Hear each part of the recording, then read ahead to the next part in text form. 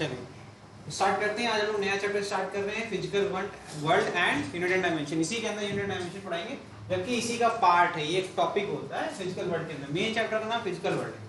आज है lecture number 1, हम लोग स्टार्ट करेंगे। आप लोगों का जो डीपीपी डिस्कशन जो है वो हम लोग अगली क्लास में करेंगे, क्योंकि आप लोगों ने कोई भी होमवर्क नहीं किया है। ठीक है, चलिए कुछ बच्चों ने किया है, उनका भी आगे कंटिन्यू करेंगे, साथ में करेंगे, क्योंकि आधे बच्चे फिर पीछे रह जाएंगे। चैप्टर का नाम क्या है? फिजिकल वर्ल्ड, और उसका क्या लिखा है? यूनिट एंड डायमेंशन, जबकि ये एक सिर्फ एक टॉपिक है। ठीक है, वापस से बोल रहा हूँ। तो फिजिकल वर्ल्ड का मतलब क्या होगा? फिजिकल से क्या मतलब होता है? फिजिकल का कुछ तो बताओ। फिजिक्स तो बना रहे हो ना, 8 पैक्स तो बना रहे हो, है ना? ऐसी चीज जिसको आप टच करके फील कर सके, है ना, जिनको ऊपर आप एक्सपेरिमेंट परफॉर्म कर सके, है ना, वो सारी चीजें फिजिकल हो गई। चलिए, तो इस फिजिकल वर्ल्ड में अंदर जाते हैं। यहाँ कुछ देखो, हमने कुछ यहाँ पर लगाया हुआ है आपके लिए, कुछ इमेजेस। यहाँ पर कुछ लिखा हुआ है, वेट लिखा हुआ है। वेट के बाद फिर वो टी किलोग्राम, फिर ग्राम और mg क्या लिखा हुआ है? T for ton. क्या है ये? टन। ये सब क्या है? अलग अलग सिस्टम ऑफ यूनिट है। ये आप पहले से कैसे जानते हो? क्योंकि बचपन से सुनते आए हैं, है ना? यही एटीट्यूड है आपका। कहेंगे यार ये सब बचपन सुना है, इसलिए हमें पता है टन जो है बड़ा होता है, किलोग्राम उससे छोटा होता है, ग्राम उससे छोटा होता है, और लास्ट में मिलीग्राम सबसे छोटा होता है। लेकिन ऐसा क्यों करते हैं, इसके बारे में इस चैप्टर में हम लोग पढ़ेंगे। तो मेन फोकस क्या होगा फिजिकल वर्ल्ड में? हम लोग स्टार्ट करेंगे तो हमारा फिजिकल क्वांटिटी बड़ा फोकस रहेगा कि फिजिकल क्वांटिटी क्या होती है, और उसके बारे में अंडरस्टैंड करेंगे। ठीक है, चलिए स्टार्ट करते हैं। क्या लिखा हुआ? The word science originate from the Latin word. कहां से आता है भाई? ये लैटिन वर्ब से, जिसके जहां पर वर्ड क्या है आपका? साइंटिया, है ना? Scientia meaning to know. मतलब हमारा एम क्या होता है? सर एक चीज बताओ, जितने चैप्टर पढ़ते हैं हर समय एक कहानी चलती है ना। जैसे अगर हम इसके पहले जो पढ़ के आ रहे थे बेसिक मैथमेटिक्स, अब वो साइंस का पार्ट तो नहीं है, मैथ का है। चलो हम आते हैं इलेक्ट्रोस्टैटिक में। फिर ठीक, अगर कोई भी चैप्टर साइंस से पढ़ते हैं तो हम लोग एक टॉपिक हेडिंग होती है, फिर उस हेडिंग के बारे में जानते हैं कि उसके अंदर चल क्या रहा है ना? तो हर बार हमें कुछ अंडरस्टैंड करने के लिए कंसेप्ट सीखने को मिलता है, हम लोग कुछ नया सीखते हैं, टू नो, राइट? तो साइंस मतलब क्या हो गया? To know. संस्कृत में वर्ड है विजनन, और अरेबिक में है इल्म। इसका मतलब होता है नॉलेज। इन दोनों का मतलब क्या होता है? नॉलेज। ठीक है, तो मतलब साइंस का मतलब है कि भैया कुछ नॉलेज गेन करना और कुछ नई चीज हम लोग को ढूंढना। ठीक है, साइंटिफिक मेथड क्या होता है? A systematic attempt to understand natural phenomenon. क्या? कोई चीज हो रही है ना? तो कहते हैं कि भगवान करवा रहे हैं, यही तो कहते हैं ना। बिजली कड़क रही है, देखो आज भगवान नाराज है, इंद्रदेव जो है हमारे नाराज हो गए। तो वो एक ठीक है, वो पारंपरिक तरीका है, वो अपने धर्म से जुड़ी हुई है, आदमी अपने धर्म के हिसाब से बना लेता है। लेकिन अब अगर मैं बात करूं कि अगर साइंस में देखें तो हम लोग को पता है कैसे होता है। दो पोलैरिटी होती है, जब दो क्लाउड एक दूसरे को रब करते हैं तो क्या होता है? एक पोलैरिटी क्रिएट हो जाती है आपकी क्लाउड्स के ऊपर, चार्ज इकट्ठा हो जाते हैं। चार्जिंग बाय फ्रिक्शन का मेथड मैंने बताया था, है ना? तो वहां नेगेटिव चार्ज जाता है। फिर अर्थ पे पॉजिटिव पोलैरिटी होती है, जैसे ही आपका सबसे करीब आता है आपका क्लाउड, जब नीचे से होके गुजरता है तो क्या होता है? वो पॉजिटिव नेगेटिव के बीच में फोर्स और अट्रैक्शन की वजह से वो बिजली के फॉर्म में, स्पार्क के फॉर्म में वो हिट करता है अर्थ सरफेस को, है ना? यही रीजन होता है आपका जो आपकी लाइटनिंग होती है, ये आपको अच्छे से पता है। ठीक है, चलो चलिए आगे बढ़ते हैं। मतलब नेचुरल फेनोमेनन को हम लोग को अंडरस्टैंड करने के लिए क्या करना होता है? एक सिस्टमैटिक अप्रोच चाहिए होती है। वो सिस्टमैटिक अप्रोच कौन देता है? साइंस देता है। ठीक है, in as much detail and depth as possible. जितना डिटेलिंग में आप जा सकते हो उतना डिटेल में आप एक्सपेरिमेंट परफॉर्म कर सकते हो। And use the knowledge so gained to predict, modify and control phenomenon. अब देखो यहाँ पर जो आखिरी वाला वर्ड है सबसे ज्यादा इंपॉर्टेंट, कंट्रोल करना, है ना? कोई चीज हो रही है। अच्छा एक चीज है कि एक तो बिजली गिर जाए और आप मर जाए, या किसी के साथ कुछ हो जाए, है ना? एक पुराना तरीका। और एक नया तरीका क्या है? लाइटनिंग रॉड लगा दो, बड़ी सी बिल्डिंग बनाओ और लाइटनिंग रॉड लगा दो, गिरने दो, बिजली इतनी गिर रही है, किसी को कुछ हुआ? अब हम लोगों ने क्या कर दिया? कंट्रोल कर लिया। फेनोमेनन को खत्म नहीं किया, वो तो आकर करेगा। नेचुरल फेनोमेना आकर पहले भी कर रहा था, अभी भी करेगा, लेकिन बस हम साइंस की मदद से क्या करना सीख गए? उसको कंट्रोल करना सीख गए और अपने आप को हार्म होने से बचाना सीख गए। The scientific method involve several interconnected steps. जैसे पहला स्टेप क्या होता है? किसी भी, आप तो प्रैक्टिकल लैब करते होगे ना, आपके स्कूल में प्रैक्टिकल लैब होती होगी। ठीक है, you don't have to write everything, ठीक है, जस्ट नोट डाउन जो इंपॉर्टेंट है। अब ये इन्फॉर्मेशन आपको समझ में आ गई तो yes you can note it down to understand कि फ्यूचर में कभी जानकारी के लिए होनी चाहिए। उसके बाद ये जो चल रहा है ये सबसे समझना है, पॉइंटर के फॉर्म में लिख लीजिए कि कैसे कैसे सिस्टमैटिक आपका मेथड क्या होता है साइंस में, बस साइंटिफिक मेथड में क्या क्या चीजें करनी होती है, you don't have to write everything, ठीक है, उतना ही आपको जानना है जितने से आपका काम बन जाए बस। ये हमें पढ़ाना जरूरी क्यों है, क्योंकि हम आपको सिखाएंगे कैसे, ठीक है। But for preparation of notes आपको ध्यान देना है कि you are preparing for a competitive examination plus boards, ठीक है। तो बोर्ड्स में आपसे कोई ये नहीं पूछने वाला है अभी, ठीक, बट आपको नॉलेज होनी चाहिए, ठीक। आगे देखिए, सिस्टमैटिक ऑब्जर्वेशन का मतलब क्या है कि ऐसा नहीं है कोई भी ऐसे उड़ता हुआ चलाया कुछ भी जो है ऑब्जर्व करके चला गया। एक प्रोसेस होता है, जैसे मान लो कोई भी प्रैक्टिकल लैब में प्रैक्टिकल करते हो फिजिक्स का, तो क्या करते हैं, सेम चीज की रीडिंग हम कम से कम 50 बार लेते हैं। क्यों 50 बार लेते हैं? ताकि हमें पता चल जाए is there any error, is there any fluctuation in the observation. तो एक सिस्टमैटिक अप्रोच होनी बहुत जरूरी है अगर आप साइंटिफिक ऑब्जर्वेशन कर रहे हो तो। Next, controlled experiment. ऐसा नहीं होना चाहिए कि कुछ वहां पे फट गया है ना, बॉम्ब बना दे रहे हैं बच्चे, ऐसा नहीं है। देखो जो भी लैब होती है ना, जहाँ पर आप लोग जाके केमिस्ट्री लैब में बदमाशी करते हैं, सारे केमिकल मिला देते हैं, तो फिर भी जो है कुछ नहीं होता है। स्कूल वालों का वो जानते हैं कि आप बदमाशी करेंगे, तो कंट्रोल्ड एटमॉस्फेयर होता है। वहां पर जो भी आपको केमिकल्स मिलते हैं वो डाइल्यूटेड होते हैं बहुत ज्यादा। इवन एसिड भी आपके डाइल्यूटेड फॉर्म में होती है, जिससे कि वो आप कुछ भी वहां करेंगे वो चीज कंट्रोल की जा सकती है आसानी से, बहुत डैमेज नहीं होगा। अच्छा, कोई भी चीज अगर जैसे मान लो कोई एक्सपेरिमेंट हो रहा है, तो उस एक्सपेरिमेंट में भी चीजें ऐसी होंगी जिनको कंट्रोल कर सकते हैं, किसी प्रकार का माल फंक्शन होता है तब। कोई अनकंट्रोल एक्सपेरिमेंट करना अलाउड नहीं होता है, जिससे कि आसपास आप तो गए, साथ साथ में आपने पूरा जो है स्कूल की बिल्डिंग गिरा दी, तो ऐसा नहीं होना चाहिए, ठीक है। आसपास की चीजों को आप इफेक्ट ना कर पाओ। फिर देखिए, क्वालिटेटिव एंड क्वांटिटेटिव रीजनिंग। तो यहाँ पर आपकी क्या करेंगे, ऑब्जर्वेशन को हम फिर एनालिसिस भी करेंगे to get the information out of it. फिर मैथमेटिकल मॉडलिंग क्या है, फिर आप उसको मैथमेटिकल एक्सप्रेशंस के फॉर्म में कैसे रिप्रेजेंट करते हो सिचुएशन को। तो देखो, जैसे कोई भी फॉर्मूला बनता है उसको मैथ्स की मदद से ही तो हम दिखाते हैं। कर फिजिक्स में एक्सपेरिमेंट रहे लेकिन दिखाते कैसे हैं, मैथ्स के फॉर्म में। तो इसीलिए मैं बार बार कहता हूँ mathematics is language of physics, ठीक है। आगे देखिए, प्रेडिक्शन। अब आपके पास जो डेटा आया, आपने 50 बार ऑब्जर्वेशन करी, तो आप आसानी से बोल सकते हो ना सर 51th बार जब हम ऑब्जर्वेशन करेंगे तो सेम आएगा, या इसका एवरेज आएगा, या इस वैल्यू के आसपास आएगा, है ना। तो वो प्रेडिक्शन होता कैसे, अगर ये ऊपर की मेथड ना हो तो कभी प्रेडिक्ट कर पाओगे नहीं। समझ में आ रहा है। और लास्ट होता है वेरिफिकेशन। तो वेरिफिकेशन कैसे होता है, तो साइंस का सबसे सिंपल वेरिफिकेशन तरीका क्या है, रिवर्सल ऑफ द प्रोसेस। अगर आपने कुछ किया जिसके वजह से कुछ चेंज हो गया, तो क्या मैं वापस से कुछ ऐसा करूं जिससे वो रिवर्स होकर वापस से हमें सेम चीज मिल जाएगी कि नहीं मिल जाएगी, या is there any process of reversal, या फिर हम एक काम करते हैं इसको दूसरे तरीके से हम करके देखते हैं क्या ये सेम आउटपुट में मिलता है या नहीं मिलता है। इस तरीके से आप वेरीफाई करते हो अपनी थ्योरीज को, ठीक है। आगे देखिए, फिजिक्स काउंट्स, और साथ साथ में सबसे एक और तरीका होता है बाय परफॉर्मिंग प्रैक्टिकल्स। आप एक्सपेरिमेंट करेंगे और आप देखेंगे जो आपने थ्योरी दी क्या वो एक्सपेरिमेंट से भी सेम प्रूफ होती है कि नहीं होती है, ठीक है।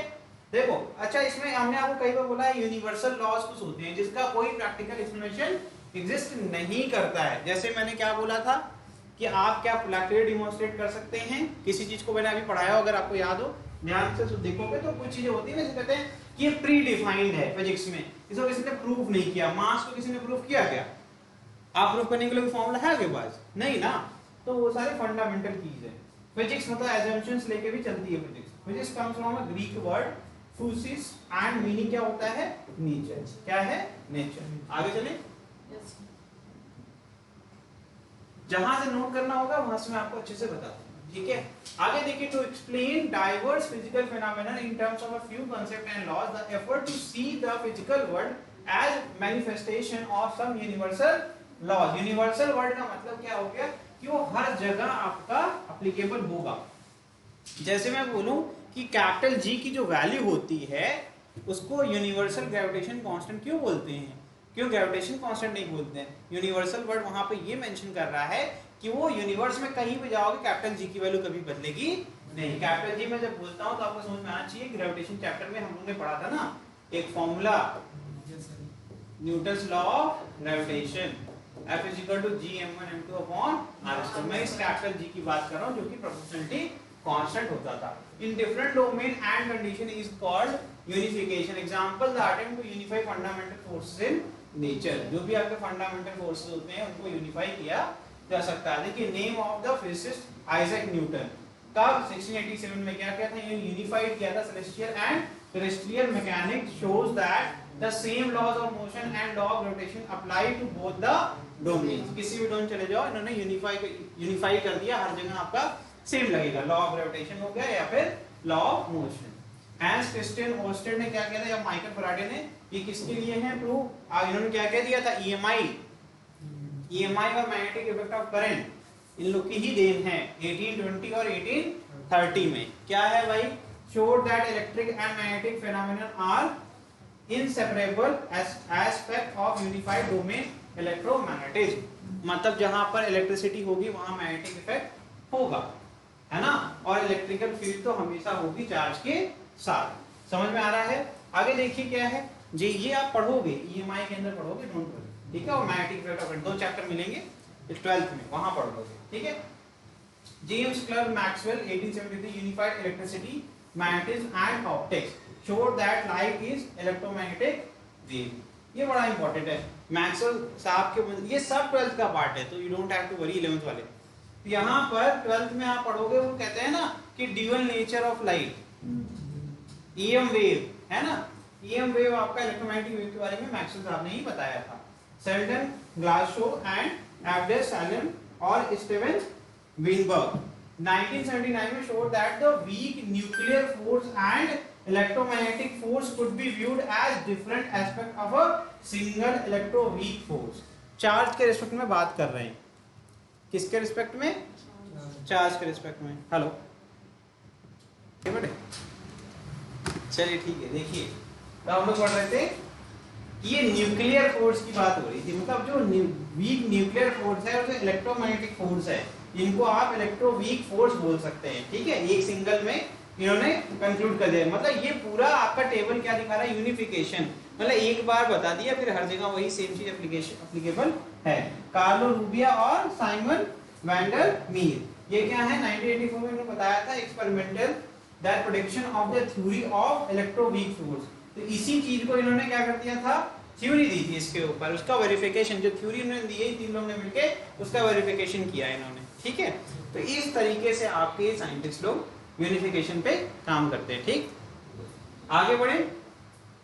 नेक्स्ट है आपका प्रोसेस रिडक्शनिज्म. इसमें क्या होता है, related effort is to derive the properties of bigger more complex system from properties and interaction of its constituent simpler part is called reductionism.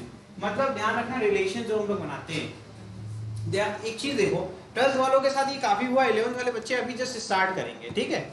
उसमें क्या है, आप लोगों ने देखा होगा कई बार हम आपको बताते हैं. तो देखिए एप्सिलॉन नॉट म्यू नॉट के बीच में स्पीड ऑफ लाइट के साथ क्या रिलेशन होता है, तो c = 1/μ0 एप्सिलॉन नॉट होता है. 12th वालों को तो पता होगा.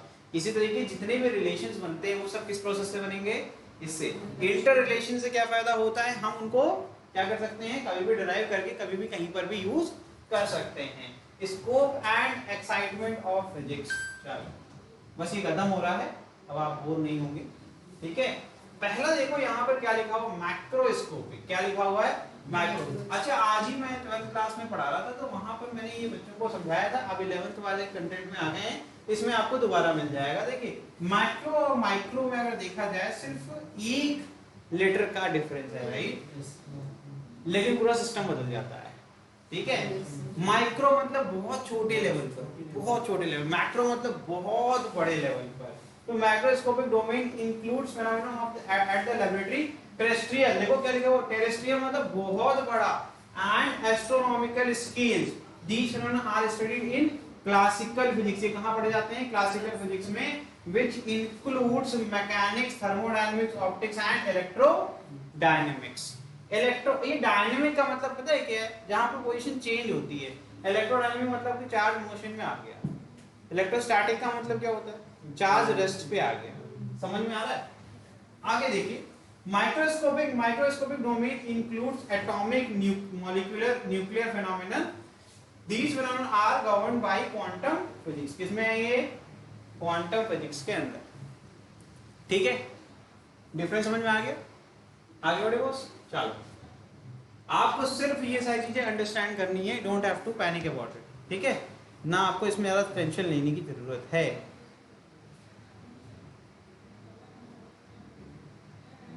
चलिए आगे बढ़े।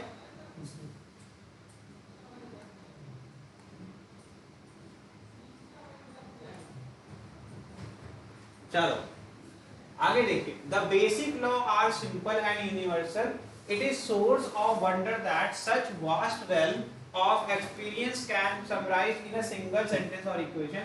Einstein put it well when he remarked that the most incomprehensible thing about the universe is that it is comprehensible. ये देख रहे हो, जो चीजें आपको बिल्कुल भी ऐसी लगती है जिनको समझा नहीं सकते हैं, एक्चुअली में उन्हीं को समझा सकते हैं। देखो, जो आपको लगता है कि इनकम्प्रेहेंसिबल है उसी को आप, ठीक है, समझ में आ गया। No number of experiment can prove me right, a single experiment can prove me wrong. कोई भी सिचुएशन हाइपोथेसिस है, उसको आप सही दर्शाने के लिए हजारों एक्सपेरिमेंट करते हैं, लेकिन एक आपका एक्सपेरिमेंट उस चीज को गलत साबित कर सकता है, ठीक है। और एक्चुअली में पता है, जितनी फिजिक्स पढ़ते आए हो ना, वो सब आइंस्टीन की थ्योरी पर ही आधारित है। अगर E=mc² को बदल दें तो पूरी फिजिक्स दोबारा से लिखनी पड़ेगी, आपको ये पता होना चाहिए। वो इतने बड़े साइंटिस्ट हैं, हल्के मत लेना। तो पूरी फिजिक्स तुम्हारी जो है वो उन्हीं के E=mc² के ऊपर डिपेंडेंट है। और उन्होंने जो बोला था, क्या बोला था, कि कोई भी अचीव नहीं कर सकता स्पीड ऑफ लाइट। ऐसा क्यों बोला था? बहुत ज्यादा होती ऑलरेडी स्पीड ऑफ लाइट। अगर अचीव कर लोगे तो पहली बात, अचीव करने के लिए बहुत लार्ज अमाउंट ऑफ एनर्जी चाहिए। चलो मान लिया कि आपने कुछ ऐसा कर लिया जिससे आपको वो एनर्जी मिल गई, तुम समझो चलो अचीव भी कर लिया उस स्पीड को, उसके बाद तुम रुक पाओगे? तो एक इसमें बड़ा देखो, एक इसमें प्रॉब्लम है। जो क्वांटम फिजिक्स है वो अलग तरीके से काम करती है, जो क्लासिकल फिजिक्स है वो बिल्कुल अलग तरीके से काम करती है। अब यहां पर क्वांटम फिजिक्स के हिसाब से time machine is possible, time machine is possible. आपकी ओल्ड फिजिक्स, क्लासिकल फिजिक्स के हिसाब से टाइम मशीन इज इम्पॉसिबल, ठीक है। और क्वांटम फिजिक्स का स्ट्रक्चर बिल्कुल अलग चलता है कंपेयर टू क्लासिकल फिजिक्स। एक यहां पर उनका एक लॉजिक है कि जो स्पीड ऑफ लाइट अचीव कर लेगा वो फ्यूचर में चला जाएगा, क्योंकि वो टाइम के अहेड हो जाएगा। टाइम के अहेड हो जाएगा तो इसका मतलब फ्यूचर में चला गया। दूसरा लॉजिक ये भी है, यहाँ कंफ्लिक्ट करता है लोगों का, कि स्पीड ऑफ लाइट पर कोई अचीव कर गया, पहली बात इतना लार्ज अमाउंट ऑफ एनर्जी चाहिए, और अगर अचीव भी कर लिया तो रुक नहीं पाएंगे, हम लोग आगे चले जाएंगे। उसको रोकने के लिए भी उतनी ही एनर्जी चाहिए ना। तो ये एक इसमें है, डिबेट का टॉपिक है, जिस पे डिबेट्स होते आए इतने सालों से। चलिए, यहाँ अलग अलग साइंटिस्ट हैं, उन्होंने कौन कौन से लॉज दिए और वो कहाँ से ओरिजिनेट करते हैं, उसके बारे में लिखा हुआ है। इसमें कुछ पढ़ाना जैसा नहीं है, लेकिन अगर आपको जानना है तो आप इसको पढ़ के जान सकते हैं, ठीक है। एक बार इसको आप देख लीजिए, ना समझ में आए तो हमसे पूछ लीजिए, ठीक है। इसमें कुछ फेमस लॉज हैं, ठीक है, ठीक है, जो आपके फेमस हैं आप उनको पकड़ लीजिए। आपको पता है गैलीलियो के बारे में कोई बात नहीं करता है, लेकिन मैं कहता हूँ न्यूटन साहब ने क्या कर दिया, गैलीलियो को पूरे एक्सपेरिमेंट को बस एक्सप्लेन कर दिया। सारी मेहनत किसने करी थी? गैलीलियो साहब ने करी थी। और आप लोगों को हम लोग पढ़ाते हैं ना, तो कंटेंट को शॉर्ट रखने के लिए हम लोग गैलीलियो के एक्सपेरिमेंट के बारे में बात नहीं करते, बट एक्चुअली में जितने भी तीनों लॉ है तो मैं करता हूँ। मैं जब आपको न्यूटन लॉ ऑफ मोशन पढ़ाऊंगा तो मैं आपको पूरा एक्सपेरिमेंट दिखाऊंगा, एक्चुअली में ये लॉ ऑफ इनर्शिया कैसे आया, फिर सेकंड लॉ ऑफ मोशन कैसे आया, फिर थर्ड लॉ ऑफ मोशन कैसे आया। ये लॉ ऑफ इनर्शिया तो होता है फर्स्ट लॉ ऑफ मोशन। क्या होता है लॉ ऑफ इनर्शिया? यही तो बात करते हैं कि कोई भी बॉडी अपनी स्टेट को चेंज नहीं कर सकती अंटिल अनलेस उसके ऊपर एक एक्सटर्नल फोर्स लग जाए। यही तो बात है ना। ये बात गैलीलियो साहब की है वैसे, वो लेकिन आप कभी एक्सप्लेन नहीं कर पाए। वो अपने एक्सपेरिमेंट को दिखाते रह गए लेकिन वो एक्सप्लेन नहीं कर पाए। तो न्यूटन साहब ने उसको ऑब्जर्व किया, उससे उन्होंने इंफॉर्मेशन गेन करी और फिर अपना उन्होंने theory they the, that's it. लेकिन यहाँ पर मैं दोनों को क्रेडिट देना चाहता हूँ, मैं सिर्फ आइजैक न्यूटन को क्रेडिट नहीं दूंगा, ठीक है, क्योंकि न्यूटन साहब ने उस एक्सपेरिमेंट को किया नहीं था, उन्होंने बस इसको एक्सप्लेन कर दिया, ठीक है। तो यहाँ दोनों क्रेडिट जाना चाहिए था, ठीक। यहाँ देखिए, यहाँ लिखा भी है laws of motion, universal law of gravitation और रिफ्लेक्टिंग टेलीस्कोप। ये पढ़ेंगे आप 12th में, ये आप पढ़ेंगे 11th में न्यूटन लॉ ऑफ मोशन के अंदर, ये पढ़ेंगे आप ग्रेविटेशन पहली पार्ट में, लास्ट चैप्टर है। ठीक है, ये 11th में पढ़ेंगे। ठीक है, फिर ये आप 12th में पढ़ेंगे Christian hygiene wave theory of wave optics chapter है 12th में, ये वहां पढ़ेंगे आप। ठीक है, लॉ ऑफ इनर्शी आप 11th में ही पढ़ेंगे। ठीक है, प्रिंसिपल ऑफ बुयांसी आप 11th में पढ़ेंगे सेकंड पार्ट के अंदर। तो ये सारे आपके जितनी भी चीजें लिखी हुई सब आपको पढ़ना है, ये आप पढ़ेंगे ईएम वेव के अंदर। ठीक है, इलेक्ट्रॉन तो आप हर जगह पढ़ेंगे, तो इसके लिए कोई 11th और 12th नहीं, लेकिन अगर देखा जाए चार्ज के बारे में जब पढ़ेंगे तो इलेक्ट्रॉन के बारे में पढ़ लेंगे, जो कि 12th में आता है। अल्ट्रा शॉर्ट रेडियो वेव्स ये भी आप ईएम वेव के अंदर पढ़ सकते हैं, जो आपका 12th में आता है। ठीक है, ये इंडिया से है, देखो जेसी बोस साहब एक तो हैं टिके हुए हैं टेबल में, है ना। चलो, वैसे काफी इंडियन साइंटिस्ट हैं जिनका नाम उनको मिला, रिकेट नहीं मिला, लेकिन हम लोग ने काफी, देखो जीरो भी तो हमारे यहाँ से ही गया है। ठीक है, माइकल फैराडे 12th, कहाँ से, यूके, ये सब यूके वाले हैं। ठीक है, मैक्सवेल साहब, है ना, मैक्सवेल के 5 इक्वेशन पढ़ने होंगे, बड़े इंपॉर्टेंट हैं वो 5 इक्वेशन, आपके बड़े एक टेबल बनेगा उसके अंदर पढ़ने हैं, ये इनकी देन है। ठीक है, जहां हमने रेट किया था सारे मैग्नेटिक और आपके जितने इफेक्ट हैं। ठीक है, ये हो गया तुम्हारा ईएम, आपकी थ्योरी और लाइट एंड इलेक्ट्रोमैग्नेटिक वेव, तो डीएल नेचर के अंदर भी आपको ये मिलेंगे। ये है आपका पूरा इंट्रोडक्शन। एक साहब बच गया, हर्ट्ज साहब, फ्रीक्वेंसी, है ना, ये भी आप 12th में पढ़ेंगे। फ्रीक्वेंसी इन्होंने तो बताई थी यूनिट। ठीक है, फ्रीक्वेंसी के बारे में बताने वाले हर्ट्ज साहब ही हैं, इन्होंने ये एक्सपेरिमेंट परफॉर्म किया था। ठीक, ये हो गया तुम्हारा फिजिकल वर्ल्ड। और भी है, अच्छा इंडिया वाले आ गए टेबल में, है ना। अच्छा, एक पाकिस्तान भी है, थोड़ा और पढ़ाई कर लेते हैं अगर बच जाते हैं तो, है ना। Unification of weak and electromagnetic interaction, मतलब ये भाई साहब जो है, मतलब एक आंख है पढ़ने वाले। ठीक है, तो ये टेबल आप एक बार देख लेना, ये काफी काम की चीज है, मतलब इंफॉर्मेशन के लिए बहुत काम की चीज है। चलो सिर्फ हम इंडिया वाला देख लेते हैं, है ना। चलिए, ठीक है, क्वांटम स्टैटिक्स टेस्ट, बहुत बढ़िया, ये भी अच्छा है। ठीक है, चलिए ये आप एक बार देख लीजिएगा, यहाँ कुछ पढ़ाने लायक नहीं है, ये सब ऑलरेडी बहुत ज्ञानी लोग हैं, बस इनके बारे में देख लेना। ठीक है, चलिए आप पढ़ लेते हैं कुछ टेक्नोलॉजी के बारे में और किसने इसका प्रिंसिपल दिया। स्टीम इंजन, बड़े अच्छे से जानते हो स्टीम इंजन क्या होता है, भाप से चलने वाला है ना इंजन, तो ये किसने दिया था, लॉ ऑफ थर्मोडायनेमिक्स में से ये चीज हम लोग यूज कर पाते हैं। Nuclear reactor, control nuclear fission, fission और फ्यूजन रिएक्शन होते हैं, न्यूक्लियर में पढ़ेंगे। रेडियो एंड टेलीविजन, ये किसके वजह से, EM wave, generation, propagation and detection of EM wave, 12th class. ठीक है, computer, digital logic, logic gate पढ़ेंगे उसके अंदर। ठीक है, सिग्नलिंग सिस्टम के अंदर। Lasers, laser light amplification by stimulated emission of radiation, तो लाइट एमिटिंग वाला जो, ठीक है, चैप्टर सेमीकंडक्टर के अंदर। Production of ultra high magnetic field, super conductivity के अंदर पढ़ेंगे। ठीक है, ये आपका साइंटिफिक प्रिंसिपल है, उससे होता है। आगे देखिए, rocket propulsion, Newton's law of motion, बिल्कुल क्लियर है, ये कौन सा लॉ लगता है यहाँ पर, एक्शन रिएक्शन फोर्स। ठीक है, और सेकंड लॉ से भी कर सकते हैं, सेकंड लॉ भी होता है इसमें एप्लीकेबल बॉस। ठीक है, इलेक्ट्रिक जनरेटर, ये तो भैया ईएमआई है पूरा, इलेक्ट्रोमैग्नेटिक इंडक्शन और फैराडे साहब की देन है, और लेंज साहब का भी रोल है इसमें, दो हैं यहाँ साइंटिस्ट। आगे देखिए, हाइड्रो इलेक्ट्रिक पावर, लेकिन लेंज साहब को इतनी क्रेडिट इसलिए मिलती क्योंकि फैराडे साहब का ये एक्सपेरिमेंट उन्होंने सिर्फ एक स्टेटमेंट बना दिया, वहां सिर्फ नेगेटिव साइन को उन्होंने इंट्रोड्यूस किया था। Hydro electric power, conversion of gravitational potential energy into electrical energy, कहने का मतलब ये, एक हाइट पे अगर है कोई भी ऑब्जेक्ट तो उसके ऊपर क्या होगा, एक पोटेंशियल एनर्जी होगा, और उसको ग्रेविटेशनल पोटेंशियल क्यों कह रहे हैं, क्योंकि उसके ऊपर जो फोर्स लग रहा है वो कौन सा है, ग्रेविटेशनल फोर्स लग रहा है। ठीक है, ये रीजन होता है, इसलिए इसको जीपी कहते हैं। ठीक, aeroplane, Bernoulli's principle in fluid dynamics, aerodynamic भी जानते होगे तुम, है ना, एरोडायनामिक। ठीक है, नेक्स्ट, पार्टिकल एक्सेलरेटर, किसी पार्टिकल को एक्सेलरेट करना है तो, है ना, motion of charge particle in EM field, electromagnetic field. Sonar system, reflection of ultrasonic wave. Optical fibre, ये तो ना होता तो जियो फाइबर कैसे चलाते, है ना।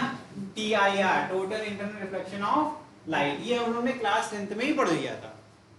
टीआईआर होता है, कहाँ होता है, रेनबो इफेक्ट, अगर पढ़ा हो तो, तो किसी भी एयर ड्रॉपलेट के अंदर होता है। अगर एक बार आप इंसिडेंट होती है, फिर रिफ्लेक्ट होगी, फिर एक बार और रिफ्लेक्ट होगी और फिर वो एग्जिट कर जाएगी। ठीक है, तो वो उसको क्रॉस ना कर पाए, रिफ्लेक्ट हो जाए। ठीक है, आगे देखिए नॉन रिफ्लेक्टिंग कोटिंग। यहाँ देखिए thin film optical interference. Interference हम लोग पढ़ेंगे वेव ऑप्टिक्स के अंदर।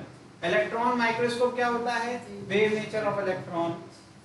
Photo cell, photo electric effect में पढ़ेंगे हम लोग। ठीक है, फ्यूजन टेस्ट रिएक्टर क्या है ये, टोकामैक। आगे देखिए magnetic confinement of plasma. Giant metre wave radio या टेलीस्कोप क्या होता है, detection of cosmic radio waves. यार आज बारिश बढ़िया हो रही है ना। नेक्स्ट बोस आइंस्टीन कंडेंसेट, ये क्या है, trapping and cooling of atom by laser beam and magnetic field. इसमें से सारे टॉपिक्स आप नहीं पढ़ेंगे, कुछ टॉपिक ऐसे हैं जो आपको नहीं पढ़ने हैं, लेकिन नॉलेज के लिए मैंने दे दिया।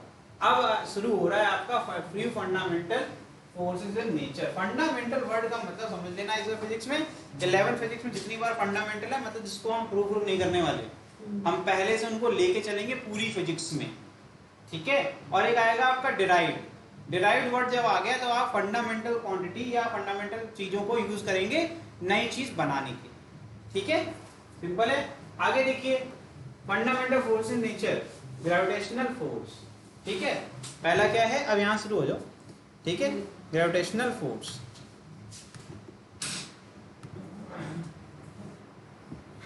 तो ग्रेविटेशनल फोर्स क्या है, ये वीक होता है, सबसे वीक फोर्स होता है नेचर में। और यहाँ ध्यान रखना ये क्या होता है, अट्रैक्टिव होता है हमेशा। कभी भी ये नहीं सुनोगे मुझसे आप कि ग्रेविटेशनल फोर्स क्या है, रिपल्सिव नेचर का है। रिपल्सिव मतलब एक दूसरे को दूर भेजना है ना, अट्रैक्टिव मतलब एक दूसरे की तरफ खींचे चले आए, है ना, ऐसा कुछ। तो यहाँ अगर ये M1 है और यहाँ ये M2 है तो इनके बीच में एक फोर्स ऑफ अट्रैक्शन होगा एक दूसरे की तरफ। अगर इनके सेंटर से सेंटर के बीच की दूरी कितनी है, r है, तो वो न्यूटन्स लॉ ऑफ ग्रेविटेशन के हिसाब से क्या होता है, F is equal to G M1 M2 upon r। ठीक है, ये याद रखना कि ये जो फोर्स है ये सबसे वीकेस्ट होता है, ये लिखा हुआ है, इसको अंडरलाइन कर लेना। ठीक है, और ये अट्रैक्टिव फोर्स होगा और दो ऑब्जेक्ट के बीच में, और रीजन क्या है, उनके मासेस के ऊपर डायरेक्टली प्रोपोर्शनल होगा। मतलब जितना ज्यादा मास होगा उतना ज्यादा फोर्स होगा। ठीक है, और दूसरी चीज, जितनी कम दूरी होगी उतना ज्यादा फोर्स होगा। दूरी अगर बढ़ा देंगे तो क्या होगा, बताइए भाई संस्कृति, अगर डिस्टेंस बढ़ा देंगे तो क्या होगा, फोर्स बढ़ेगा या घट जाएगा, बढ़ जाएगा। बहुत बढ़िया, मतलब पढ़ रही है, यही मैं चेक करना चाह रहा था। आर इंक्रीज कर देंगे तो आर स्क्वायर और इंक्रीज हो जाएगा, और ये डिवीजन में है तो फोर्स डिक्रीज कर जाएगा। ये सिर्फ फोकस चेक करने का तरीका होता है। ठीक है गुरु, सब पता होता है टीचर को। एक यूनिवर्सल फोर्स है। ठीक है, आगे देखिए, it plays a key role in the large scale phenomenon of universe such as formation and evolution of star, galaxies and galactic clusters. Planets के बीच में भी फोर्स क्या होता है, फोर्स ऑफ अट्रैक्शन क्या होता है। तो धरती अगर सूरज के चारों तरफ घूम रही है, उसका कारण क्या है, ग्रेविटेशनल फोर्स ही है। ठीक है, तो ये आपका यूनिवर्स में कहीं पर भी एप्लीकेबल होता है। आगे नेक्स्ट क्या है, ग्रेविटेशनल फोर्स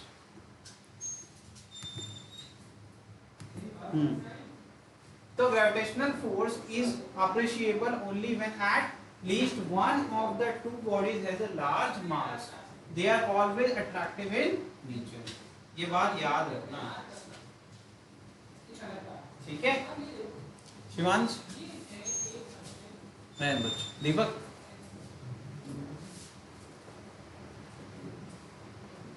चलिए आगे बढ़े। यहां तक आसान है, अभी सब आसान चल रहा है, मेन टॉपिक स्टार्ट ही नहीं हुआ।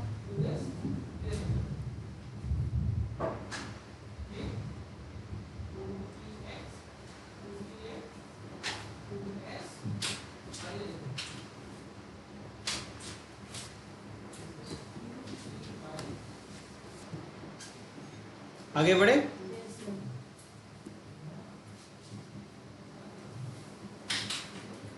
Next electromagnetic force. Electromagnetic force क्या होता है बॉस, थोड़ी सी बुद्धि लगाइए, अभी पढ़ा है उसको, वर्ड पढ़ो। इलेक्ट्रो मतलब होता है चार्ज, मैग्नेटिक मतलब मैग्नेटिक इफेक्ट होगा उसके अंदर, है ना।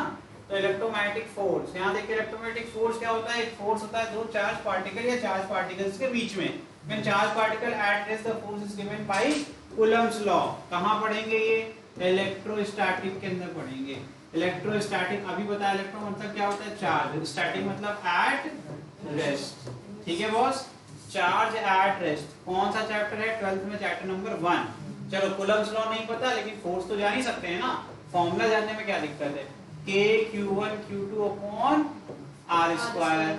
यहाँ पर 11th वालों के लिए सिर्फ फटाफट क्विकली, अगर दो चार्ज है Q1 और Q2, उनके बीच की दूरी कितनी है R, तो उसके उनके बीच में जो फोर्स होगा वो इतना होगा, बस इतना ही जानना, इससे ज्यादा सोचना भी मत जानने की, नहीं तो दिमाग फट जाएगा। 12th में क्या करोगे, when charges are in motion they produce magnetic field giving rise to a force on moving charge। ये जो बोल पा रहे हैं ना मैग्नेटिक फील्ड, ये किसने दिया था, ओस्टेड साहब ने, ठीक है। ओस्टेड साहब ने बताया था ये मैग्नेटिक इफेक्ट क्यों होता है, जब चार्ज मोशन में आता है तो मैग्नेटिक फील्ड उसके सराउंडिंग में क्रिएट हो जाता है। मैग्नेटिक फील्ड मतलब चुंबकीय इफेक्ट है ना, चुंबक क्या करता है, अट्रैक्ट करता है या फिर रिपेल करता है, ये दोनों करता है। लाइक पोल्स को वो रिपेल करता है, अनलाइक पोल्स को अट्रैक्ट करता है। Electric and magnetic effect are in general inseparable, hence the name of electromagnetic force, इसलिए इन दोनों को अलग नहीं कर सकते, दोनों साथ में चलते हैं। Like the gravitation force, electromagnetic force act over large distance and does not need any intervening medium, किसी प्रकार के मीडियम की जरूरत इनको नहीं होती है। It is quite strong compare to gravity, gravity के कंपेयर में बहुत स्ट्रॉन्ग होते हैं ये, ठीक है। आगे देखिए, electric force between two proton is 10 to the power 36 times the gravitational force between them, ठीक है, फॉर अ सर्टेन डिस्टेंस। ध्यान रखना ये क्या लिखा हुआ है, कह रहे हैं कि इलेक्ट्रिक इफेक्ट जो होगा, इलेक्ट्रिक फोर्स जो होगा दो प्रोटॉन के बीच में, प्रोटॉन मतलब E है ना, इनके बीच में कितना 10 to the power 36 टाइम ज्यादा होगा, क्योंकि इसका मास भी तो होता है, लेकिन मास इतना कम होता है कि इनके बीच के फोर्स अट्रैक्शन बहुत कम हो जाए, लेकिन इनके बीच में इलेक्ट्रिकल इफेक्ट जो था, कूलम्ब्स फोर्स जो लगेगा वो बहुत ज्यादा हो, ठीक है, यही मतलब है इसका। लेकिन फिक्स डिस्टेंस है, देखो पहले से बता दिया सर्टेन डिस्टेंस तक, ऐसा नहीं कितना भी डिस्टेंस बढ़ा दो। ये इलेक्ट्रिक इफेक्ट कैसे होते हैं भैया, ईएम फोर्स कैसा होता है, अट्रैक्टिव भी होता है और रिपल्सिव भी हो सकता है, जबकि ग्रेविटेशन सिर्फ अट्रैक्टिव होता है, ठीक है। इतनी बातें बस अपने दिमाग में रख लो।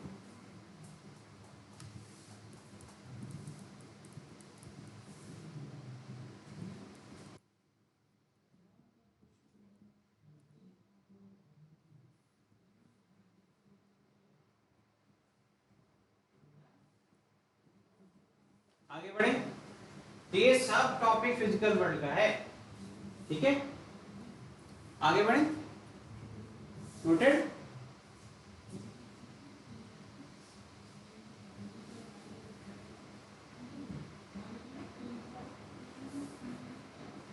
सिर्फ जो इंपॉर्टेंट है बस उतना नोट करिए, बाकी सारी चीजें तो आपको बार बार मिलेगी, ठीक है। उसको अपने भाषा में आप नोट कर सकते हैं, परेशान मत हो, मैं दे दूंगा ये। नेक्स्ट है आपका स्ट्रॉन्ग न्यूक्लियर फोर्स, मैं ये नोट से दूंगा, ठीक है। स्ट्रॉन्ग न्यूक्लियर फोर्स जो मेन टॉपिक है वो अभी आपके स्टार्ट होगा, इसके तुरंत बाद सबसे इंपॉर्टेंट पार्ट दो वही। स्ट्रॉन्ग न्यूक्लियर फोर्स का मतलब क्या होगा, न्यूक्लियर मतलब जानते ही हो क्या होता है, जो स्ट्रॉन्ग हो वो न्यूक्लियर। देखिए nuclear binds proton and neutron, आपको पता होना चाहिए न्यूक्लियस में कौन से कौन होता है, एक न्यूट्रॉन होता है और एक प्रोटॉन, यही तो होते हैं न्यूक्लियस के बीच में। तो in a nucleus it is evident that without some attractive force a nucleus will be unstable due to electric repulsion between proton. Proton जो प्रेजेंट होते हैं उनके बीच सारे पॉजिटिव पॉजिटिव पॉजिटिव पॉजिटिव क्या होंगे, सब लड़ेंगे ना, छोटी सी जगह में सारे प्रोटॉन को कैद कर दिया और इलेक्ट्रॉन को क्या बोल दिया, ये घूमो, बहुत जगह है तुम्हारे लिए। तो इनके साथ गलत हुआ कि नहीं हुआ, है ना। तो इन बेचारों क्या विवाद कर सकते हैं ना, तो इसीलिए तो कह रहे हैं कि अगर न्यूक्लियस अनस्टेबल हो जाएगा, अगर इलेक्ट्रिक रिपल्शन होगा क्योंकि प्रोटॉन के बीच में, तो हमें कुछ अट्रैक्टिव फोर्स भी चाहिए जो कि इनको बैलेंस करके रखे। तो इनको एंगेज कौन कर रहा है भाई,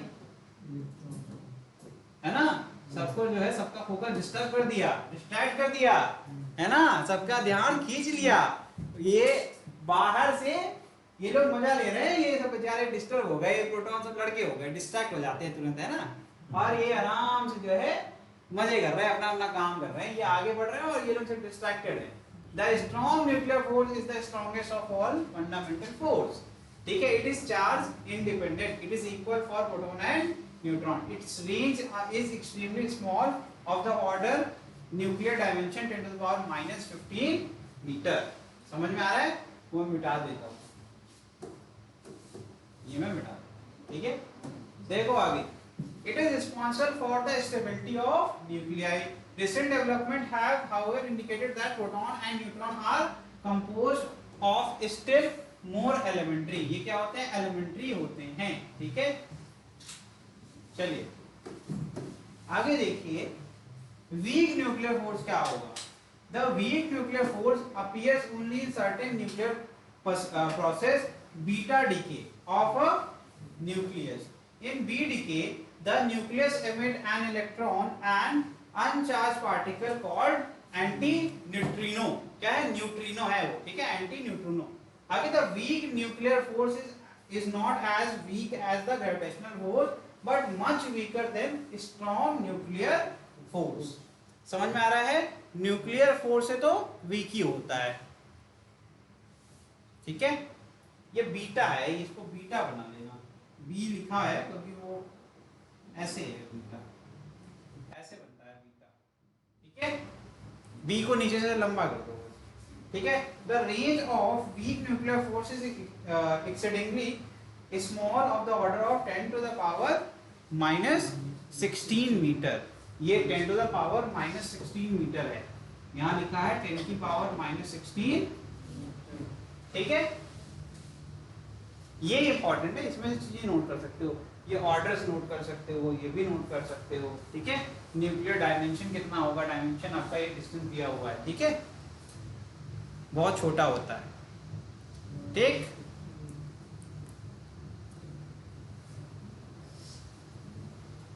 ये आपका फिजिकल वर्ल्ड हो गया पूरा, जो आपने एनसीईआरटी में किताब में कभी पढ़ा नहीं, वही है, ठीक है। पूरे फिजिकल वर्ल्ड को समराइज कर दिया।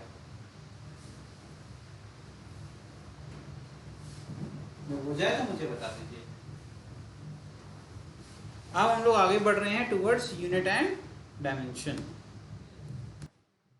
ये आपके हो गए फंडामेंटल न्यूक्लियर फोर्सेस, मतलब ये वो फोर्स है जो कि पहले से डिफाइंड है, जिसमें कुछ छेड़छाड़ नहीं की जाती।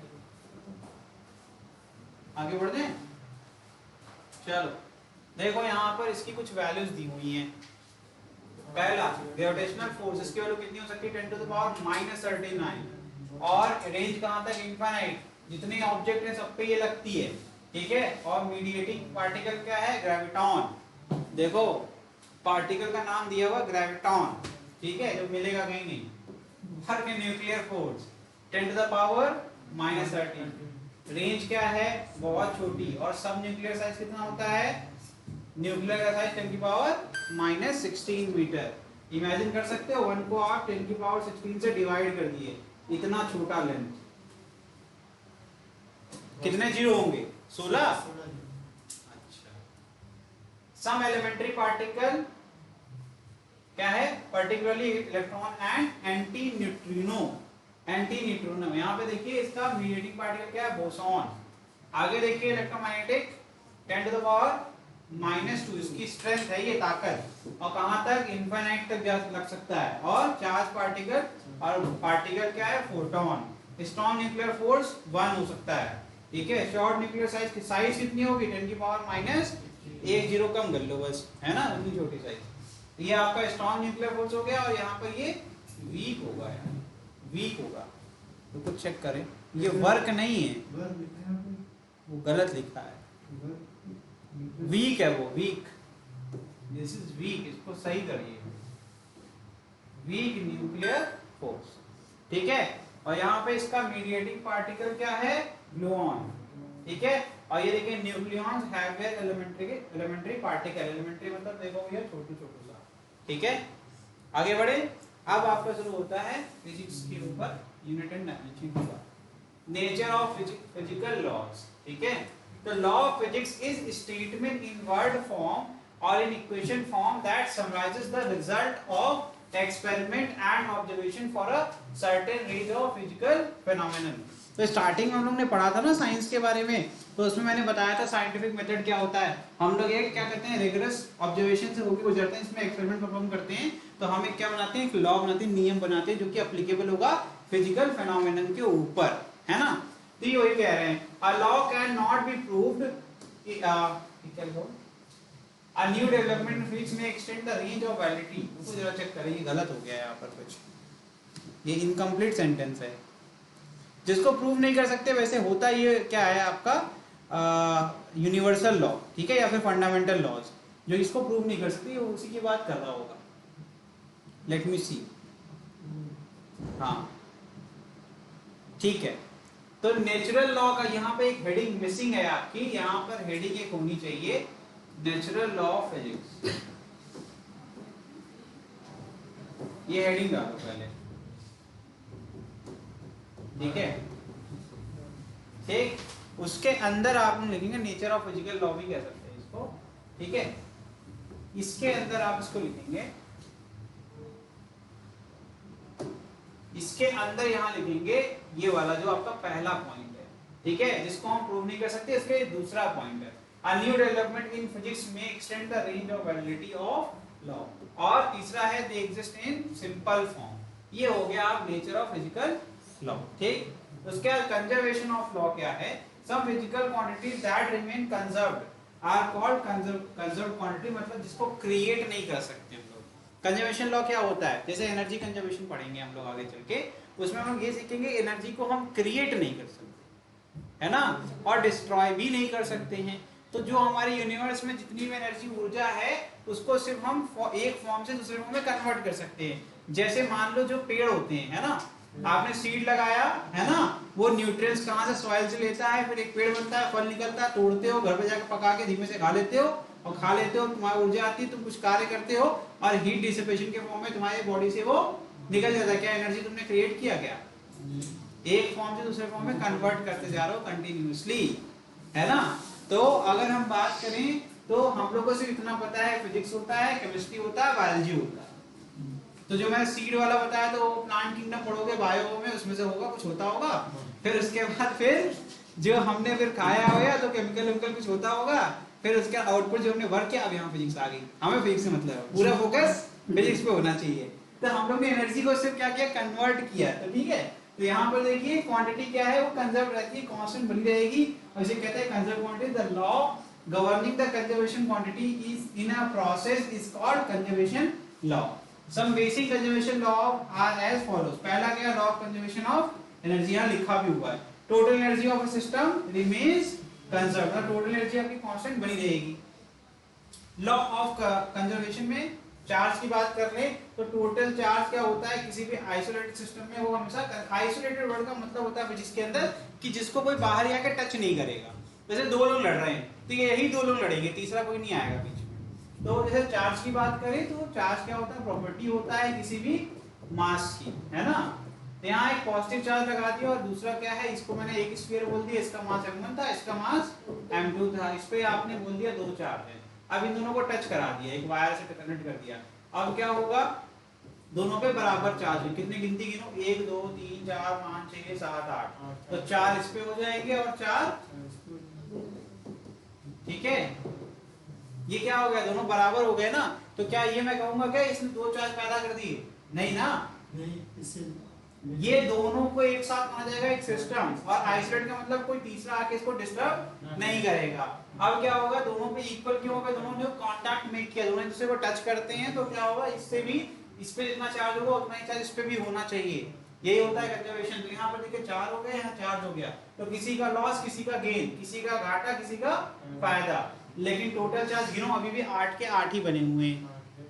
तो यही कह रहे हैं law of conservation of charge. Law of conservation of linear momentum क्या होता है boss, in absence of external force linear momentum of a system remains conserve. कहां पढ़ेंगे, न्यूटन्स लॉ ऑफ मोशन, ठीक है।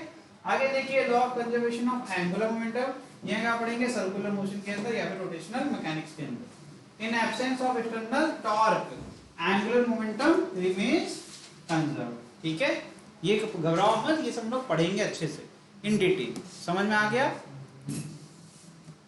नोट करिए फटाफट।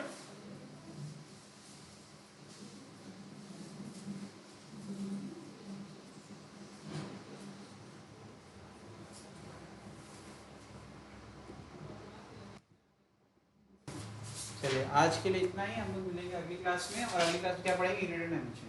फिजिकल वर्ल्ड पूरा टॉपिक कवर हो गया, ठीक है। अब आपको यूनिट एंड डायमेंशन पढ़ना है।